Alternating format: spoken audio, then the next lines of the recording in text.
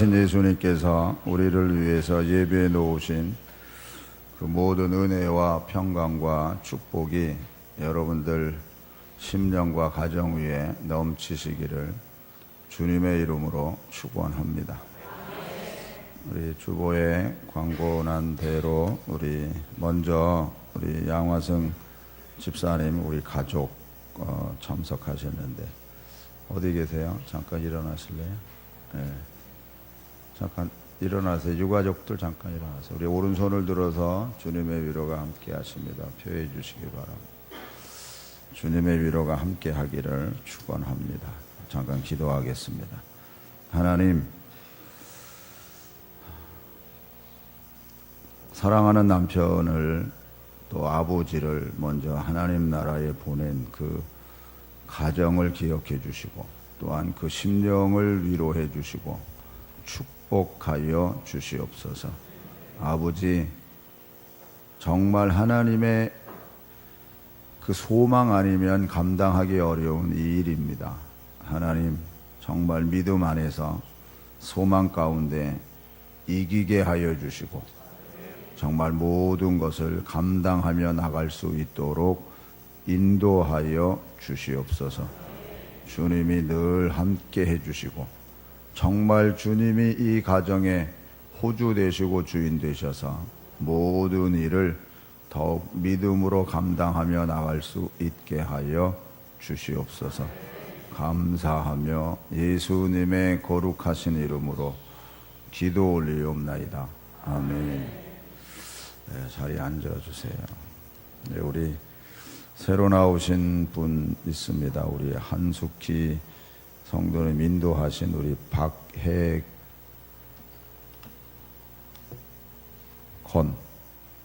경이에요? 건이에요? 네, 제가 쓴 그대로 그냥 제가 읽었습니다. 네, 그리고 우리 황도담 어린이 이렇게 수술 잘 받고 이게 판막에 아기가 나와서 판막에 문제가 생겼어요. 그래서 사실 심장 판막 수술했습니다. 마침 잘 돼서 그래서 오늘 또 이렇게 예배에 같이 참석했다 그래요. 그래서 우리 어린 아기하고 우리 새로 오신 분 우리 다 같이 일어나서 박수로 찬양할게요. 사랑받기 위해 태어난 사람, 당신의 삶 속에서 그 사랑받고 있지요. 당신은 사랑받기 위해 태어난 사람, 당신은 삶 속에서 이 사랑받고 있지요. 아멘. 잠깐 기도하겠습니다. 하나님 아버지, 우리 어린 아기도 수술 잘 받고 이렇게 또 예배에 참석했습니다. 또 하나님 사랑하는 귀한 믿음의 심령을 이렇게 또 보내주셔서 함께 예배 드리게 됨을 감사합니다. 하나님, 아버지의 뜻이 저들 속에 있습니다. 어린 아기에게도 있고 새로 오신 분에게도 하나님의 뜻이 있기에 아버지 그 뜻을 깨닫고 또한 그 사명 잘 감당하며 나갈 수 있도록 인도하여 주시옵소서. 어린 아기와 그 가정을 지켜주시고 더 하나님 믿음의 뿌리가 깊이 내려지는 믿음의 가정이 되게 하여 주시옵소서. 새로 온 귀한 가정도 하나님 지켜주시고 범사의 모든 일을 아버지께서 돌보아 주시고 인도하여 주시옵소서. 감사하며 예수님의 거룩하신 이름으로 기도 올리옵나이다. 아멘. 어떻게 추석들 다 잘 보내셨습니까? 이제 편안하게 또 좋은 시간 가졌는데 이제 내일부터 우리가 또 40일 심야 기도회를 갖습니다. 그러니까 열매를 맺읍시다 하는 주제 속에서 이제 기도회를 갖습니다. 열매를 맺는다고 했을 때의 그 열매는 우리 삶의 현주소입니다. 내가 어떻게 삶을 살아가고 있고 살아가는 그 일에서 표현되고 나타나는 열매입니다. 그렇기 때문에 참 어떻게 살아가느냐가 그래서 굉장히 중요하거든요. 그래서 그 어떤 열매의 표현이 오늘 설교 제목이기도 해요. 설교 제목이 뭐예요? 스크린에 있는 거 읽으세요. 시작. 네, 주보에는 잘못 나왔습니다. 이가봇 이스라엘. 그러니까 이가봇은 무슨 뜻이에요? 엘리 제사장 가정의 열매입니다. 그런데 엄청 안 좋은 열매예요. 이렇게 된 배경은, 즉 엘리 가정의 이가봇이라는 그 뜻은 하나님의 영광이 떠났다라는 뜻이에요.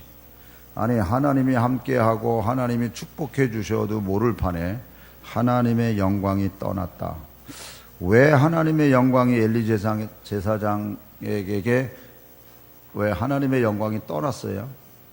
엘리 제사장의 영적 무능과 무감각한 것 때문에 떠나셨습니다.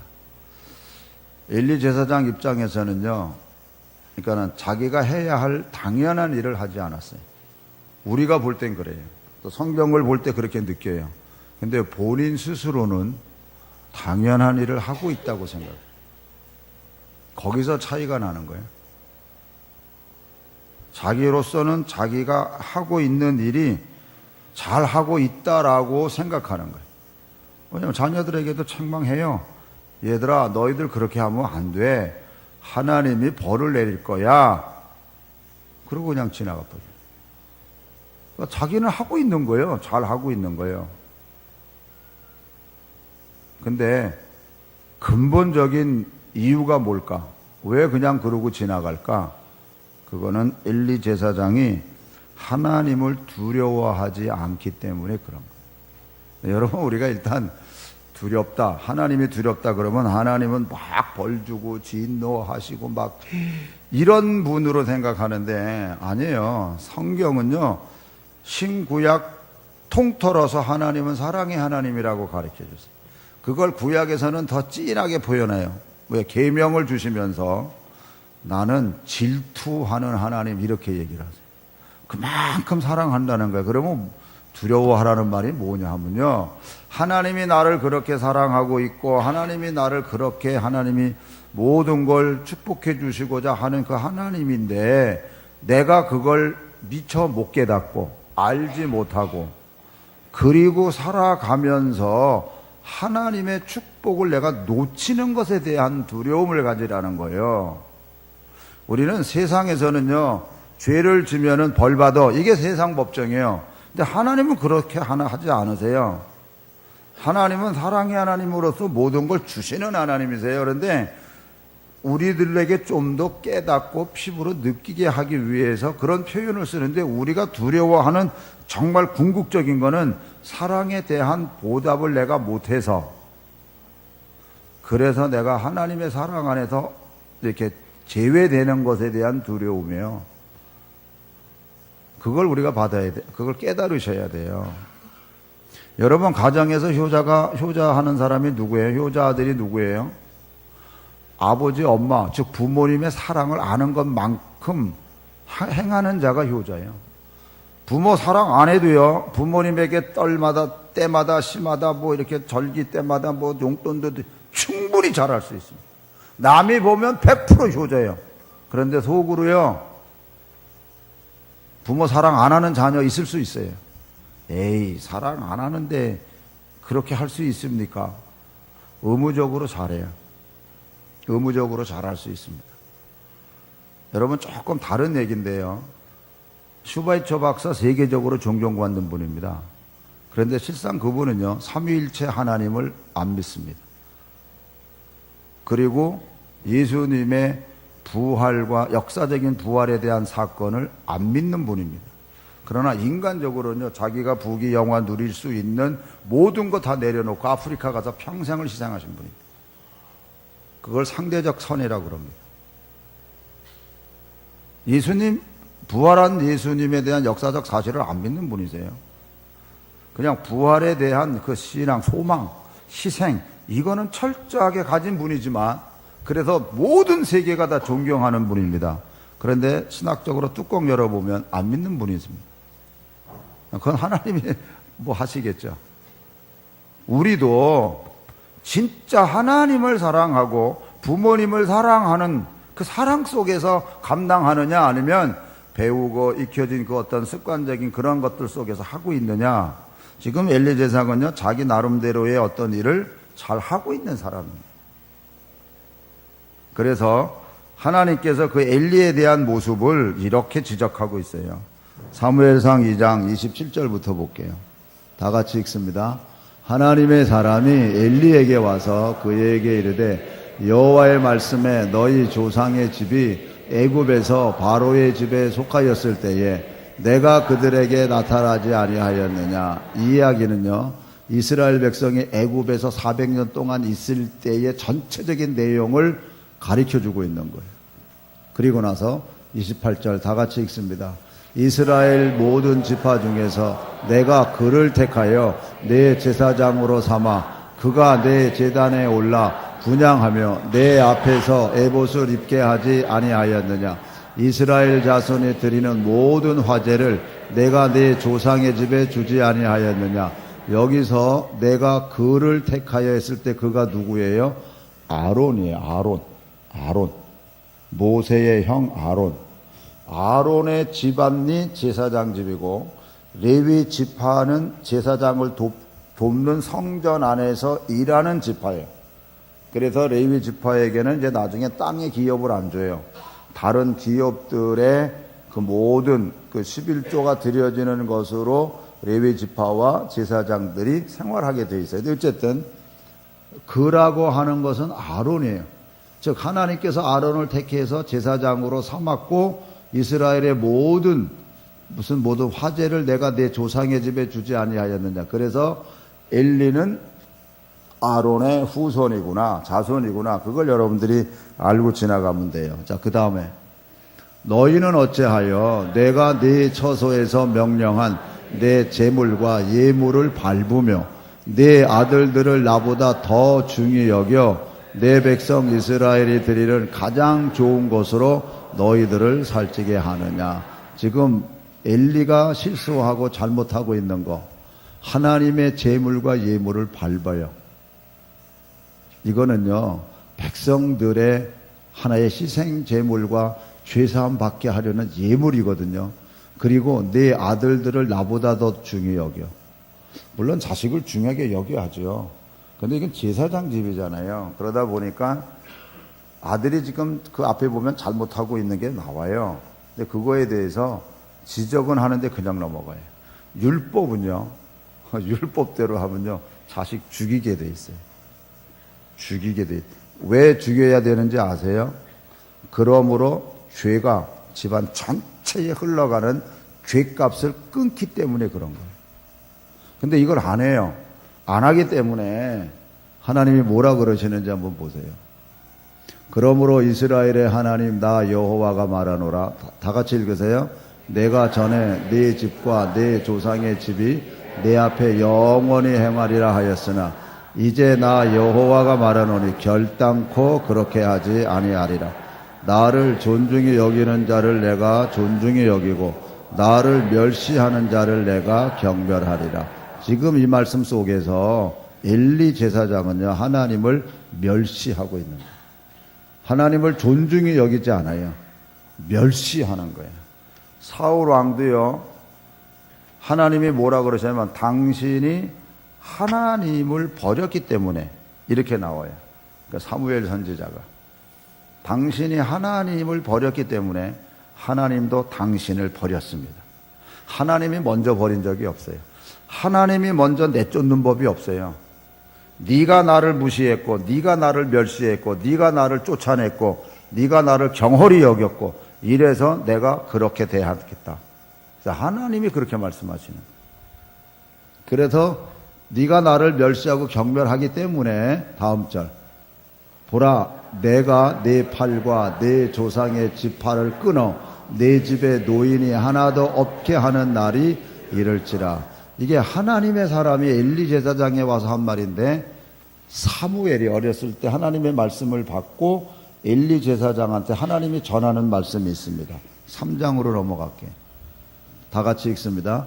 여호와께서 사무엘에게 이르시되 보라 내가 이스라엘 중에 한 일을 행하리니 그것을 듣는 자마다 두 귀가 울리리라. 내가 엘리의 집에 대하여 말한 것을 처음부터 끝까지 그날에 그에게 다 이루리라. 내가 그의 집을 영원토록 심판하겠다고 그에게 말한 것은 그가 아는 죄 때문이니. 잠깐 머무세요. 그가 모르는 죄요? 아는 죄요? 아는 죄요. 오늘 우리들도 알면서 죄범해요. 모르는 죄 아니에요. 알면서 죄범해요. 그래도 회개하라는 거예요. 엘리 제사장 집안에요, 회개라는 단어가 없습니다. 회개하는 말이 없어요. 회개하면 하나님이 말끔에다 씻어주시는 거예요. 그래도 회개하는 거예요. 우리가 항상 하나님 전에 나와서는요, 회개하는 마음 가지고 예배 드리는 거예요. 할렐루야. 왜냐하면 그분이 다 우리의 행한 거 보고 듣고 해서 다 아시는 분이세요. 우리는 하나님 앞에 그저 사랑에 빚진 자로서 하나님, 우리가 하나님의 뜻대로 살지 못한 거 용서해 달라고 그러면서 우리가 예배 드릴 때 죄가 용서받고 하나님의 축복이 약속이 연결돼서 이어져 가는 거거든요. 여기 있는 말씀처럼 아는 죄 때문이니 이는 그가 자기의 아들들이 저주를 자청하되, 지금 아들들이 저주를 자청하는 행동을 해요. 그래도 금하지 아니하였습니다. 지금 아들이 하는 행동이 뭔지를 모르고 있는 거예요. 그냥 잘못하고만 보는 거예요. 그런데 하나님 볼 때는요, 저주를 자초하는 일이었던 거예요.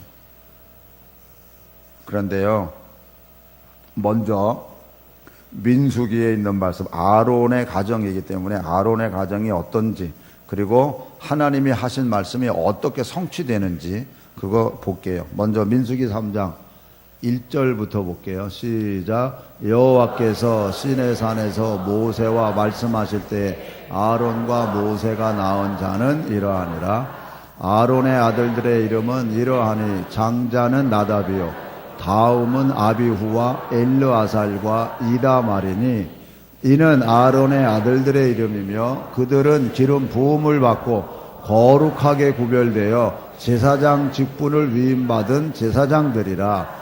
나답과 아비후는 시내 광야에서 여호와 앞에 다른 불을 들이다가 여호와 앞에서 죽어 자식이 없었으며, 엘르아살과 이다말이 그의 아버지 아론 앞에서 제사장의 직분을 행하였더라. 여기서 엘르아살과 이다말이 남아요. 그래서 지금 엘리 제사장은 이다말의 후손이에요. 엘르아살의 후손은 나중에 사독이라는 제사장 이름이 등장해요. 이제 그거는 이제 나중에 볼게요. 이제 이다말의 후손이에요, 엘리 제사장은. 그런데 하나님께서 뭐라 그러셨어요? 엘리 집안의 제사장의 직분이 끝난다고 말씀하시죠.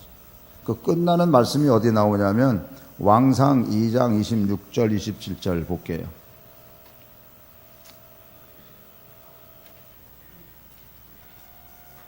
여기에 왕이, 여긴 솔로몬 왕이에요. 솔로몬 왕.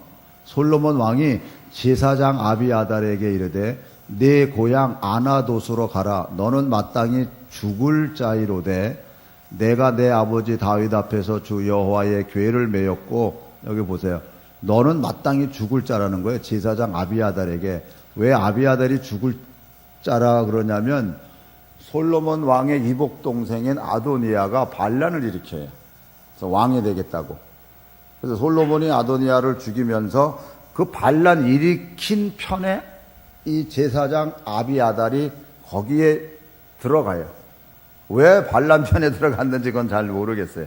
어쨌든 뭐 여러 가지 조건이 뭐 솔로몬에게 섭섭했던지 뭐 하여튼 뭐 어쨌든지 그렇겠죠. 반란 편에 들어가서 반란이 제압당했기 때문에 이제 아비아달 보고 너 죽을 죄를 졌지만 자기 아버지 다윗 앞에서 여호와의 궤를 메었고 또 내 아버지가 모든 환난을 받을 때 너도 환난을 받았은즉 내가 오늘 너를 죽이지 아니하고 뭐해요? 아비아달을 쫓아내요. 여호와의 제사장 직분을 파면하니 여호와께서 실로에서 엘리의 집에 대하여 하신 말씀을 응하게 함이더라. 엘리 제사장의 한 그 말이 이 아비아달에게 내려와서 제사장 직분이 끝나서 그 집안의 이다말 집안의 제사장은 끝나는 거예요. 그런데 그 끝나는 장면이 35절에 가서 보면 이렇게 나와요. 왕이 이에 여호야다의 아들 브냐야를 요압을 대신하여 군사령관으로 삼고, 읽으세요. 시작. 네, 여기 사독에 나오죠. 사독. 이 사독은 아까 아론의 셋째 아들의 후손이에요. 엘리 제사장은 넷째 아들의 후손이었고, 그런데 예언된 그대로 성취되는 거예요. 그러니까 여러분, 여기서 우리가 모든 걸 긍정으로만 생각하면 돼요. 하나님의 약속은 반드시 되기 때문에 우리가 하나님의 축복의 약속 속에 들어가면 되잖아요. 그래서 회개하라는 거예요, 여러분. 아멘? 그러면 그게 다 하나님은요, 말끔히 다 씻어주신다니까. 할렐루야? 그런데 회개하지 않고 잘한다, 내가 잘하고 있다, 자기 교만에 빠지면 죄가 쌓이고 그래서 죄가 봉함돼 버리면 그때는 하나님의 진노요. 그때는 징계가 아니에요. 징계는 계속 우리들에게 깨달으라, 회개해라 가르쳐 주는 거예요.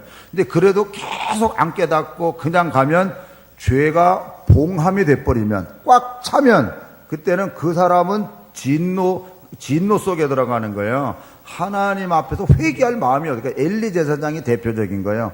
그래서 이가봇, 하나님의 영광이 떠났다, 이렇게 되어 있는 겁니다. 왜 아비아달 그 제사장이 솔로몬 편에 서지 않고 그 아도니아 편에 섰는지 그건 잘 모르겠어요. 그러나 어쨌든 잘못된, 상황이 어떻게 됐는지 몰라도 잘못된 선택이 결국에는 하나님의 말씀에 응답되는 것에서 이거는 이가봇이 된 거예요. 그러면 우리가 하나님 안에서 바르게 선택하면 그 하나님의 바른 선택 속에서 흘러가는 축복은 계승되는 거예요. 그래서 그 계승되는 이름이 바로 이스라엘이라는 이름으로 등장하는 거예요. 옆에 사람하고 이렇게 인사하세요. 바르게 선택합시다. 미래를 보면서 바르게 선택해야 돼요. 설교에 조금 관련이 되는 내용이라서 바르게 선택한다 그런 것 때문에. 저기 사진 보면요, 멋있는 풍경이 나와요. 산도 멋있고 거기 그 골짜기마다 눈이 덮여 있는 빙하가 나와요. 이게 어디냐면요, 알래스카예요. 알래스카. 이 알래스카가 처음에는 물론 인디언들 땅이었죠. 그런데 러시아 황제가 그 네덜란드에 탐험하는 분에게 이 지역을 탐험하라 그래서 거기를 발견하고 1741년에 러시아가 자기 땅으로 만들어요. 거기는 내 땅. 거기 내 땅 그러면 그때 내 땅이니까요. 먼저 발견하고. 그리고 러시아가 거기서 이제 소유하고 있다가 100년 후에 어떤 사건이라면 영국하고 프랑스가 연합이 되고 러시아하고 크리미아라는 데서 전쟁을 해요.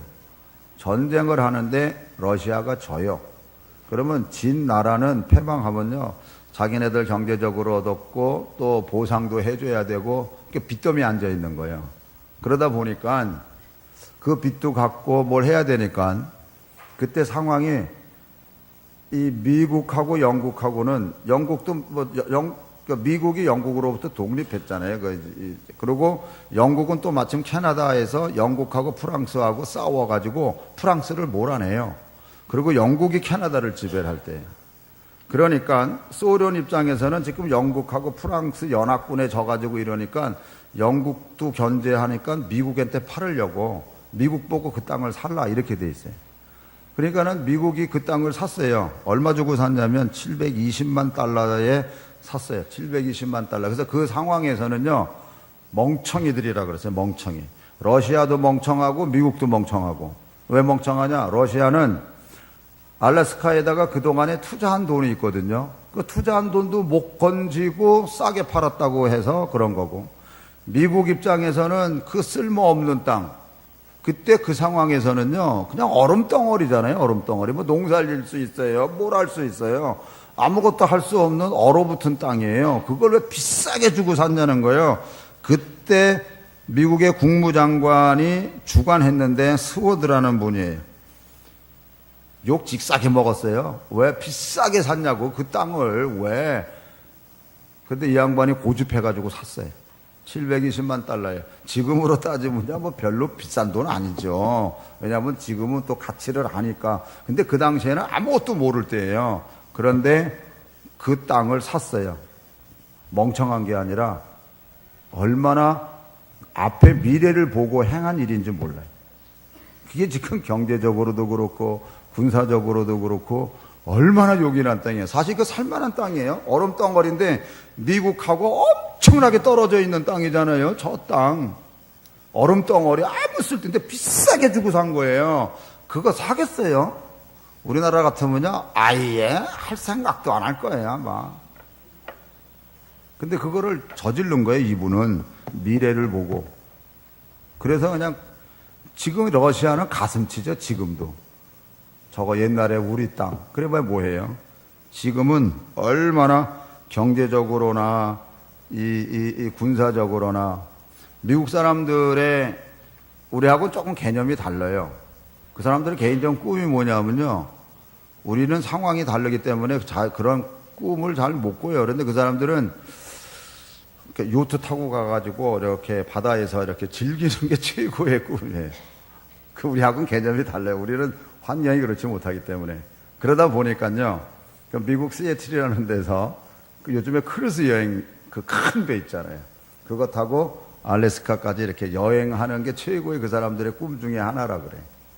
근데 그것도 제가 가만히 그냥 그 지역을 제가 좀 아니까요. 상상을 해봐도 진짜 멋있을 것 같아요.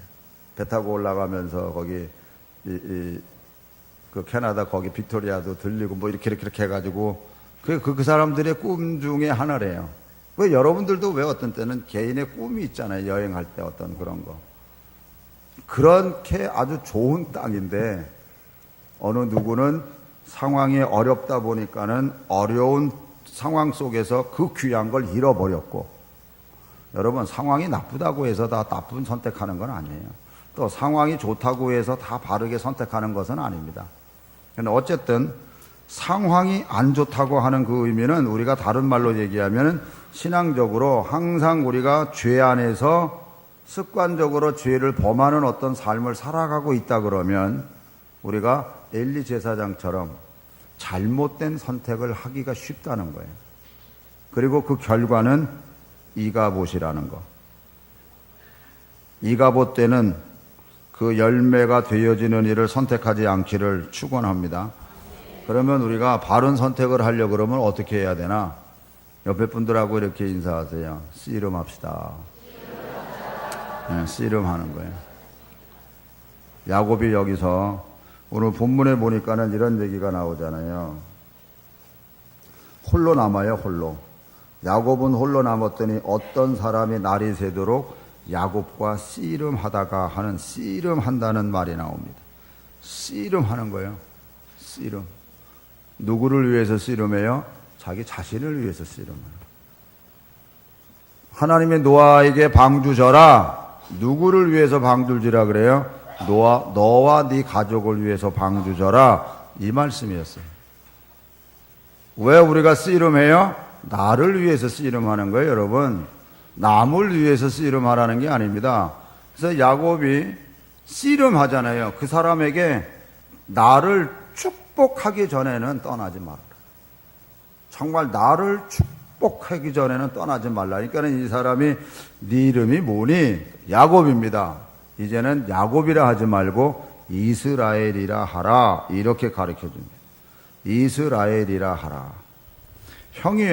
야곱이 지금 이 씨름하는 이 상황은요, 상황이 안 좋을 때예요. 상황이 좋을 때가 아니에요. 왜 씨름하게 돼요? 자기가 고향으로 오는데 형 에서가 400명의 군사를 데리고 온다는 거예요. 항상 이렇게 죄 있는 사람은요, 죽이러 오는구나. 이렇게 생각하는. 아니, 어쩌면 또 죽이러 올 수도 있는 거예요. 형은 형대로 이빨 갈죠. 이게 내 축복받을 거 다 가지고 축복받아가지고 도망갔으니, 이렇게 맘먹고 있는 상황이면요, 100% 죽이죠. 그러니까는 동생은 동생대로, 야곱은 야곱대로 형이 이렇게 군사를 데리고 온다 그러니, 여러분, 그 옆에 32장 6절에서 8절까지를 먼저 볼게요. 다 같이 읽습니다. 사자들이 야곱에게 돌아와 이르되 우리가 주인의 형 에서에게 이른즉 그가 400명을 거느리고 주인을 만나려고 오더이다. 야곱이 심히 두렵고 답답하여 자기와 함께한 동행자와 양과 소와 낙타를 두 떼로 나누고 이르되 에서가 와서 한 떼를 치면 남은 한 떼를 피하리라 하고, 지금 형이 온다 그러니까요, 야곱이 야곱답게 행동하는 거예요. 야곱은 아주 이기적이고 손해보지 않고 하여튼 그런 사람이잖아요. 그래서 자기가 살려고 두 떼로 나눠요. 그래서 형이 한 떼를 치면 한 떼를 도망가려고. 그래서 13절서부터는 자기 소유물에서 형에게 드릴 예물을 다 이렇게 만들어 놓는 거예요. 그래서 형한테. 그리고 자기는 맨 나중에 홀로 남아요. 그리고 나머지는 자식들부터 먼저. 형이 그래서 먼저 이렇게 죽이거나 뭐 뺏거나 이러면은 지는 홀랑 도망가려고. 그러는 마음 가지고, 그러면서 9절부터 12절까지 읽을게요. 시작. 야곱이 또 이르되 내 조부 아브라함의 하나님, 내 아버지 이삭의 하나님 여호와여, 주께서 전에 내게 명하시기를 내 고향 내 족속에게로 돌아가라. 내가 내게 은혜를 베풀리라 하셨나이다. 나는 주께서 주의 종에게 베푸신 모든 은총과 모든 진실하심을 조금도 감당할 수 없사오나 내가 내 지팡이만 가지고 이 요단을 건넜더니 지금은 두 때라 이루었나이다. 내가 주께 간구하오니 내 형의 손에서 에서의 손에서 나를 건져내시옵소서. 내가 그를 두려워함은 그가 와서 나와 내 처자들을 칠까 겁이 나기 때문이니이다. 주께서 말씀하시기를 내가 반드시 내게 은혜를 베풀어 내 씨로 바다에 셀 수 없는 모래와 같이 많게 하리라 하셨나이다. 아멘. 하나님 앞에 기도해요. 하나님 앞에 자기가 에서가 온다고 하는 그 일 속에서 자기 계획대로 다 하면서, 그리고 하나님 앞에 기도해요. 오늘 우리들이 어떤 의미에서는 이런 모습이라 해도 과언이 아니에요. 다 자기 생각대로 다 해요. 그러면서 하나님 앞에 기도해요. 그런데 하나님께서는 그 일을 원하지 않으세요. 이제 차차 볼게요. 홀로 남아가지고 씨름하지요. 그랬을 때 이제는 내 이름을 야곱이라 하지 말고 이스라엘이라 하라, 이렇게 가르쳐줘. 이스라엘이라 하라. 그러면서 28절을 다 같이 읽습니다. 그가 이르되 내 이름을 다시는 야곱이라 부를 것이 아니요 이스라엘이라 부를 것이니 이는 내가 하나님과 및 사람들과 겨루어 이겼음이니라. 지금 하나님하고 씨름했지 사람하고 씨름한 거 아니에요. 그런데 하나님께서는요, 너를 이제 이스라엘이라 하고, 그리고 이제는 하나님과 및 사람들과 겨루어 이겼음이니라라고 가르쳐줘요. 그러니까 네가 나를 붙잡고 이렇게 정말 매달리고 축복 달라고 한 것처럼 이제는 내가 너에게 사람들과의 관계 속에서도 네가 그렇게 모든 것을 힘차게 모든 일을 하면 내가 너를 도와주고 내가 너와 함께하고 내가 너를 이기게 해서 사람들에게도 이기게 하시겠다고 가르쳐주는 거예요. 여기에서 더 깊은 거는요, 이제부터 이스라엘이라 그러면, 여러분 우리가 예수를 믿으면 거듭난 사람이라, 거듭났다 그래요. 육신의 사람에서 영의 사람으로 거듭났다 그래요. 그런데 여러분, 일단 야곱이 이스라엘이 된다는 자체가 결코 쉽지 않습니다. 오늘 우리들 거듭난 사람이라는 거 다 알잖아요. 그런데 육신의 속성과 육신의 습관 속에서 벗어나지 못하고 옛 습관대로 살아가는 부분이 너무 많아요. 근데 하나님이 원하시는 건 이제는 네가 나하고 씨름해서 얻는 답 가지고 살라는 게 여기서 가르쳐주는 교훈이에요. 참 야곱에서 이스라엘로 바뀌는 게 쉽지 않습니다. 그러니까 형을 만났죠. 형이 다 용서해 줬어요. 벌써 서로 얼싸안고 야 얼마만이냐 너 얼마나 반갑다 이러면서 형이 도와주죠. 야 내가 너희들을 보호해 줄 테니까 가자. 그런데 야곱의 마음에는 두려워서 같이 못 가요. 그러고 엉뚱하게 세겜 땅에 머뭅니다. 베델로 올라가야 될 그가 세겜 땅에 머물면서 33장 18절 볼게요. 18절 19절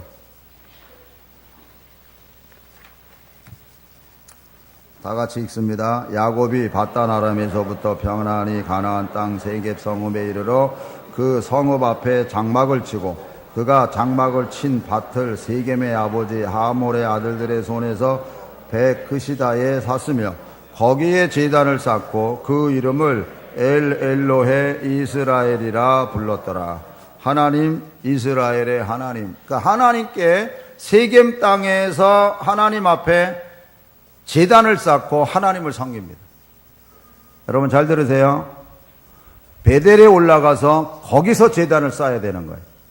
세겜 땅에서 하나님 앞에 제단 쌓는 거 아무 의미 없어요.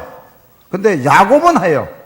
하나님을 믿고 있고 그러니까 하나님 앞에 여기까지 인도해 주셨다고 하는데 원래 그가 가야 할 곳은 베델이에요. 베델. 이걸 여러분들이 잘 기억하셔야 돼. 내 나름대로 내 신앙생활 내가 잘하고 있다고 내 나름대로 세겜에다가 제단 쌓으면 안 돼요. 베델에서 해야 돼요. 베델에서. 아멘? 그게 하나님과의 약속이었다니까요.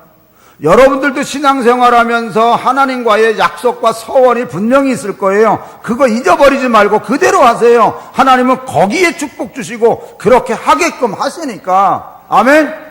그건 하나님이 강제로 시킨 게 아니에요. 야곱이 베델에서 하나 사닥다리가 내려오는 걸 보고 거기서 자기 스스로가 맹세해요. 내가 다시 돌아올 때 여기다가 와서 내가 다시 제단을 쌓겠습니다. 그런데 세겜 땅에서 제단 쌓는 거예요 지금. 그러니까 하나님이 가만히 계시겠어요? 사랑하는 아들이고 하나님의 뜻을 이뤄나가야 되는데 그러니까는 그 세겜 땅에서 가장 사랑하는 딸 디나를 통해서 사건을 일으킵니다. 그래서 혼밥 어려움 속에서 벗어나게 하시고 35장 1절 다 같이 읽습니다.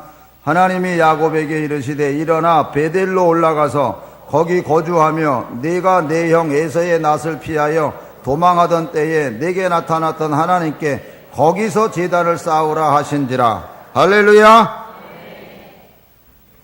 하나님께서 베델로 올라가라 그러는 거예요. 사건을 일으켜서 이거는 징계예요. 징계. 히브리서에 있는 말씀처럼 하나님은 사랑하는 자를 징계하신다고. 그래서 깨닫게 하시는 거예요. 그러니까는 야곱이 여기서 깨닫는 거예요. 알지만 행하지 않았던 그 일을 베델로 올라가자. 왜? 자기가 서원한 게 있거든요. 그래서 베델로 올라가요. 그랬더니 9절에서부터 다 같이 읽습니다. 야곱이 밧달 아람에서 돌아오매 하나님이 다시 야곱에게 나타나서 그에게 복을 주시고 하나님이 그에게 이르시되 내 이름이 야곱이지만은 내 이름을 다시는 야곱이라 부르지 않겠고 이스라엘이 내 이름이 되리라 하시고 그가 그의 이름을 이스라엘이라 부르시고 하나님이 그에게 이르시되 나는 전능한 하나님이라 생육하고 번성하라 한 백성과 백성들의 총회가 내게서 나오고 왕들이 내 허리에서 나오리라. 아멘. 야곱으로서는 전혀 듣지도 못하고 알지도 못한 일을 여기서 하나님이 말씀하세요. 이제 이스라엘이라고 하나님께서 이름을 주신 걸 다시 재확인시켜 주세요. 이거는 축복의 시작입니다. 베델에서 형을 도망가서 형에게 죽을까봐 도망갈 때 베델에서 만난 건 하나님의 축복의 약속이에요. 그 약속이 약복강가에서 이스라엘이라는 이름으로 바뀌면서 그 약속에 대한 걸 하나님이 보증시키세요. 이게 보증이에요. 그리고 여기서 베델로 올라가서 제단을 쌓고 갔을 때는 이때는 축복의 시작이에요. 이제 진짜 이대로 돼요. 그래서 요셉이 팔려나가는 그 사건 속에서 요셉이 고생은 하지만 한 민족을 이루고 나갈 수 있는 그 일을 하나님이 만드시고, 그리고 다윗을 통한 왕들이 그 허리에서 다 나오잖아요. 아멘. 바로 하나님이 이스라엘이라고 이름을 줬을 때는 그냥 주지 않으셨다니까요. 오늘 그래서 우리가 예수 믿고 예수님 안에서 거듭난 하나님의 자녀라고 했을 때 다 형통하지 않아요. 어렵고 힘들어요. 그러나 하나님이 이스라엘이라는 이름을 주셨기에 축복이 우리들 속에서 흘러가고 있다고 하는 사실을 믿고 믿음으로 우리가 하나하나 우리가 모든 일을 감당해 나갈 때 그 자체가 열매고, 그 열매가 이스라엘이라는 그 이름 속에서 드러난다니까요. 할렐루야. 그래서 사도 바울이 이런 얘기를 하잖아요. 우리가 이제 40일 동안 열매 맺읍시다 하는 그것이 마태복음에 있는 말씀이잖아요. 그래서 열매를 봐서 안다라고 가르쳐 주셨어요. 그러면서 내 말을 지키는 자는 반석 위에 지은 집, 이렇게 가르쳐 줘요. 사도 바울은 그 말씀을 가져다가 이렇게 가르쳐 줍니다. 나무나 풀이나 집으로 신앙의 집 짓는 자, 이 사람은 이가봇이 돼요. 다 타버리고 없어요. 기업이 없어요. 그러나 금이나 은이나 보석으로 신앙에 집진 자는 그대로 기업이 남더라. 그 기업이 그대로 남는 걸 저는 구약에서 이스라엘의 시작이라고 저는 말씀드리고 싶은 거예요. 야곱이 바뀌어서 이스라엘. 육신의 사람이 영적인 사람 되고 거듭났고, 거듭난 거는 썩어질 씨로 된 게 아니고 하나님의 약속이 있는 하나님의 말씀으로 거듭났기에 우리들은 하나님의 영원한 사랑 안에 머물러 있는 우리들이기 때문에 하나님의 그 축복과 사랑을 내가 놓칠까봐 두려워서 그래도 회개하는 거예요. 벌 받을까봐 회개하는 게 아니에요, 여러분. 그걸 우리가 깊이 깨닫고 나의 한 걸음 한 걸음이 이스라엘이 돼서 걸어가는 발걸음하고 내 뜻대로 내 마음대로 내 생각대로 걸어가는 그 길은 결국에는 듣지 않지만 이가봇이 되는 거예요. 이건 뼛속까지 하나님 앞에서 불순종한 사람의 모습이라니까요. 여러분, 우리가 살면서 어떻게 하나님 말씀대로 다 순종하며 살겠습니까? 그러나 너희들 성령을 그래도 걱정 끼쳐드리지 말고 성령을 근심 끼쳐드리지 말아라. 즉 회개하면서 가는 거예요. 그런데 우리가 성령을 계속해서 근심시키고 걱정 끼쳐드리고, 왜? 내가 알거든요. 지금 뭘 잘못하고 있는지를. 모르는 게 아니야. 알면서도 계속해서 가다 보면 회개할 수 없는 완악함이 내 안에 머물게 돼. 그래서 강력한 찐찌가 나를 감싸고 있다니까요. 내가 뭘 하고 싶어도 못해요. 내 육신이 그만큼 젖어 있게. 그래서 육신을 치고 그리고 날마다 죽는 거예요. 십자가 바라보면서. 할렐루야. 그래서 축복의 시작인 이스라엘이 되기를 축원합니다.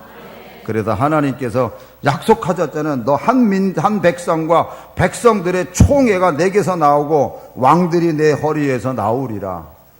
여러분, 야곱에게만 이런 일이 일어나는 게 아니라 오늘 우리들에게도 그와 같은 일이 일어나서, 할렐루야.